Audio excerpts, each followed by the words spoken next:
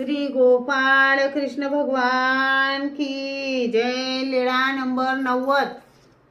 बाईसाला प्रेम शक्तीचा संचार। दुसऱ्या दिवशी सर्वज्ञ बाईसांच्या गुंफेत आले। बाईसाने पुन्हा पाय पुसणेच बसायला घातले। पूर्वाभिमुख मठातील दक्षिणेकडील भिंतीला लागून सर्वज्ञ उत्तरेकडे मुख करून बसले। उंच ओट्यावर एका आसनावर दुसरे आसन टाकून त्या आसनावर बाईसा तिरकस बसली। हंसराजा बाईसांची पूजा करू लागली। सर्वज्ञ बाईसांकडे बघायचे आणि बाईसा खाली पाहायची। असे तिसऱ्या वेळी सर्वज्ञांच्या नजरेला नजर मिळाली। मग सर्वज्ञांनी दृष्टीद्वारे प्रेम शक्तीचा संचार केला। प्रेम शक्तीचा संचार झाल्याबरोबर बाईसाला हे म्हणणे, देवा कुणी सामान्य नसून साक्षात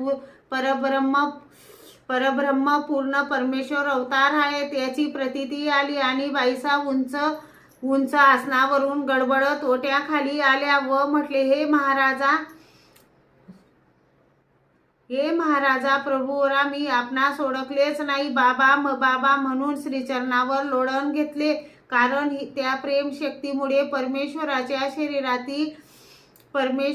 शरीरातील ईश्वर स्वरूप बाईसांना दिसू लागले। बाईसांनी दुसरी चांगली ताजी फुले आणवली। मग सर्वज्ञांचे श्रीचरण धुतले। ओट्यावर सर्वज्ञांसाठी नवीन उंच आसन घातले। पूजा वसर केला।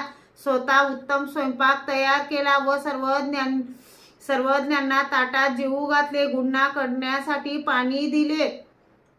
पानाचा विडा तयार करून दिला। त्याप्रमाणे बाईसा रोज सर्वज्ञांची सेवा करीत असत।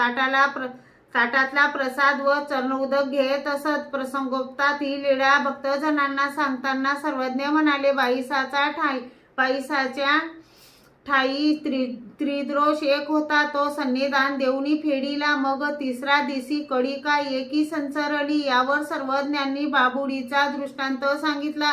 कोणी एक तृषावंत वाटा जातू असे, तव पाणी यावरी थोर कन बाबुडी आली असे। बाबुडी परती सारोनी उदक घे, मागू ती बाबुडी तैसीची मिळे। तसे शब्द ज्ञान परिपूर्ण झाल्यानंतर सर्व मळाच्या संधी एकत्र करून सर्वज्ञ आपल्या दर्शनीय शक्तीचा संचार करतात। नंतर ते मळ जसेच्या तसेच पूर्ववत होतात।